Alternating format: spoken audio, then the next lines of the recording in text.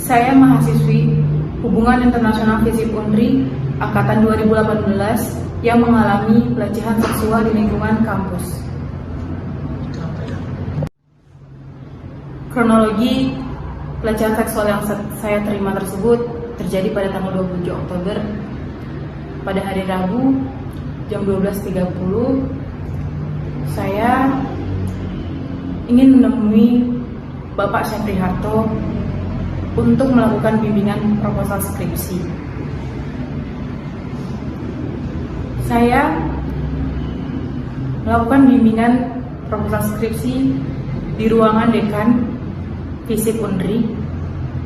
Di dalam ruangan tersebut kami hanya berdua, tidak ada orang lain di dalam ruangan tersebut selain kami.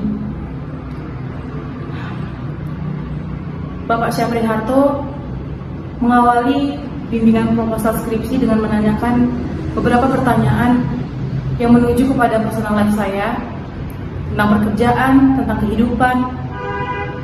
Namun dalam percakapan tersebut, beberapa kali Pak Syafri Harto mengatakan kata-kata yang membuat saya tidak nyaman.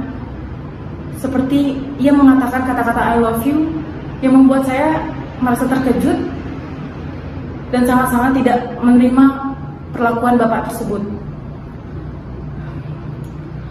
Lalu setelah bimbingan proposal itu berjalan dengan lancar, saya hendak berpamitan dengan Bapak Syafri Harto.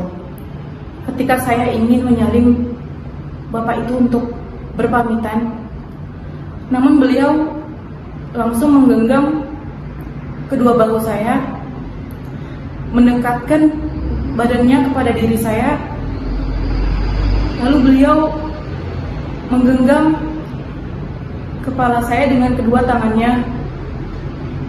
Setelah itu ia mencium pipi sebelah kiri saya dan mencium kening saya. Saya sangat merasa ketakutan dan saya langsung menundukkan kepala saya. Namun Bapak Syafri Harto segera mendongakkan kepala saya dan ia berkata, mana bibir, yang membuat saya sangat terasa terhina, membuat saya terasa terkejut, badan saya terasa lemas, saya ketakutan. Namun setelah saya mendorong Bapak Syafri Harto, ia mengatakan, ya udah kalau nggak mau.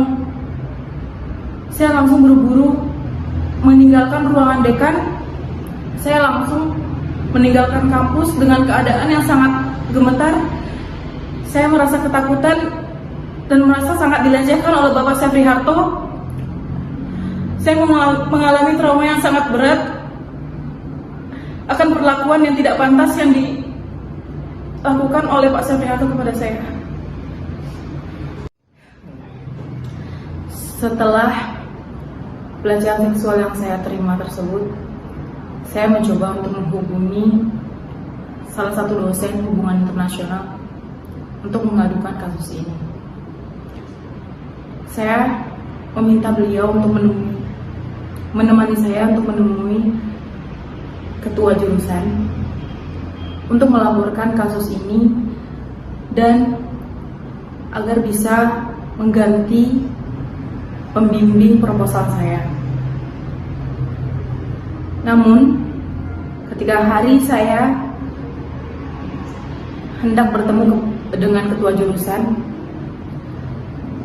ia menyuruh saya untuk bertemu dulu dengan dirinya sebelum menjumpai ketua jurusan.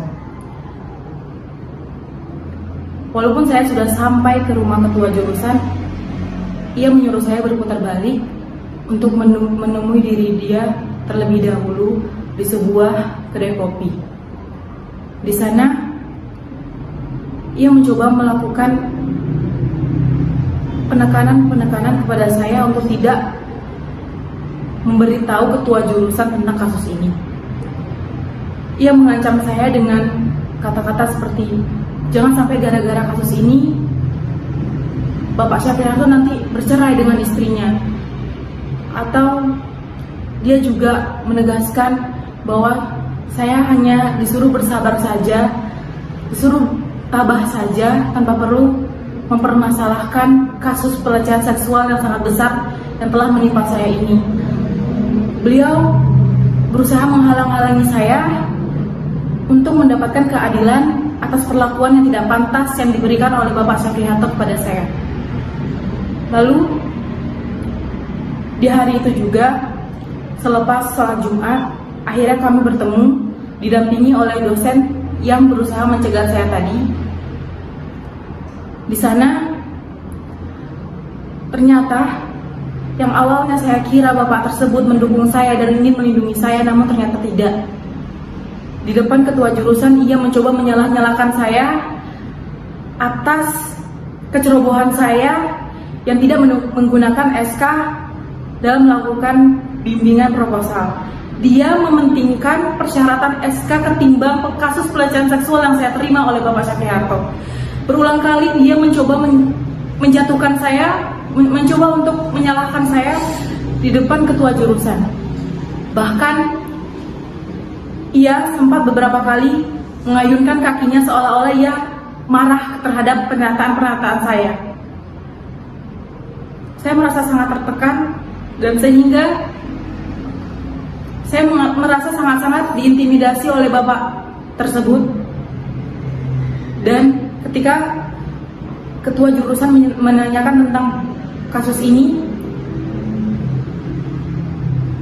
saya terpaksa menyatakan hal-hal yang seharusnya tidak saya sebut karena saya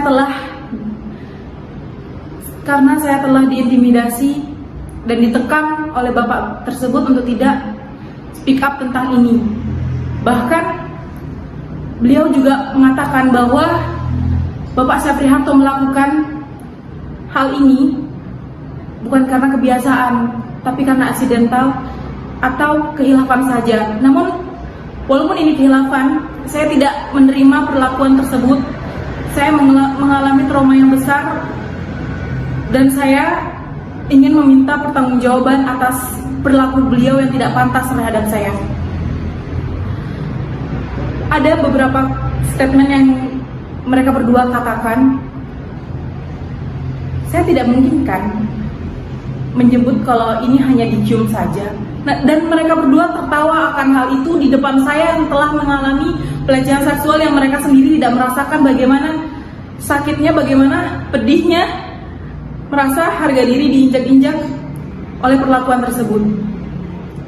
Sehingga saya merasa tidak ada perlindungan, tidak ada kepedulian dari pihak jurusan, dan ada beberapa pihak yang mencoba melindungi Bapak Syafri Harto tanpa mereka pedulikan tentang kasus ini.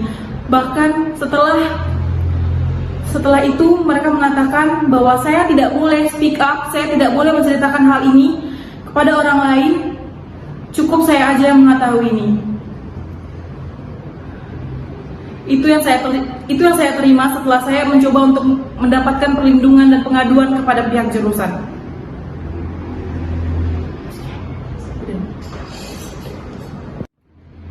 Setelah saya mencoba melaporkan kasus pelecehan seksual yang saya terima tersebut kepada ketua jurusan, dosen yang mencoba mengintimidasi saya mengatakan bahwa saya harus bertemu atau menghubungi langsung Bapak Syafri Harto dan mencoba untuk mempertemukan kami secara langsung.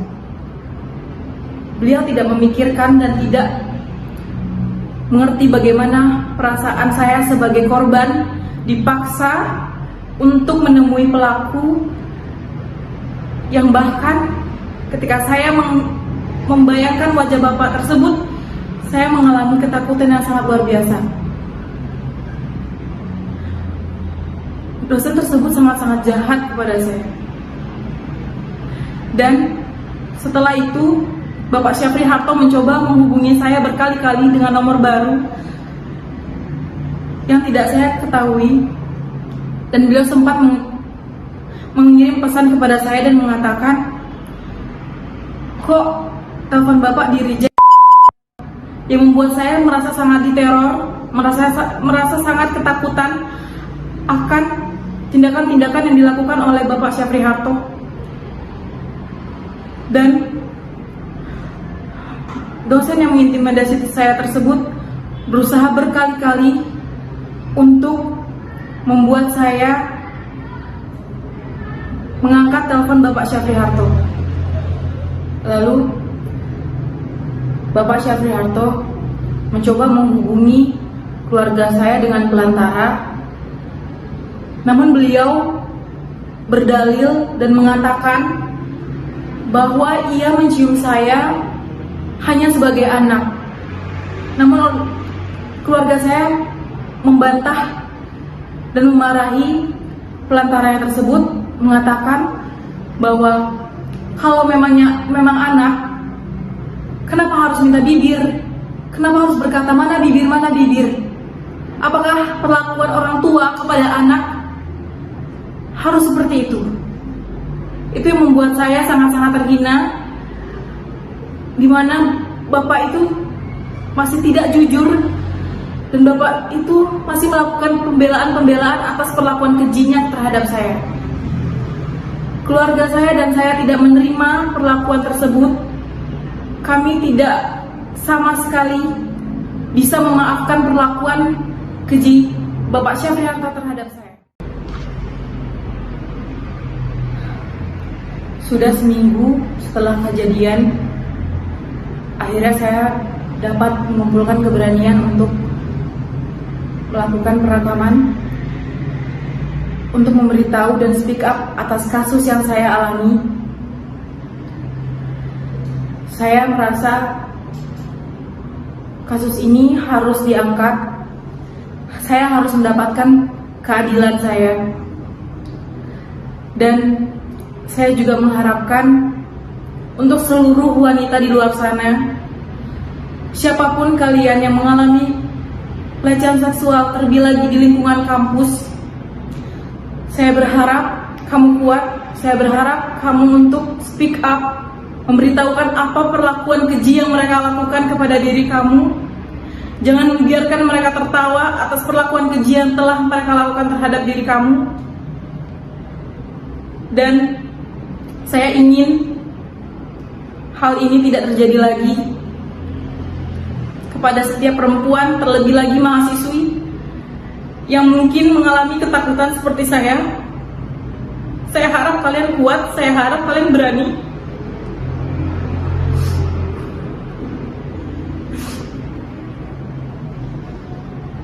Saya tidak ingin mereka dengan santainya melakukan pelecehan seksual dengan kita wanita yang tidak memiliki kekuatan untuk membalas. Saya harap saya mendapatkan keadilan dan pelaku dihukum seberat-beratnya, mendapatkan hukuman yang pantas atas perlakuan keji yang dia berikan terhadap saya.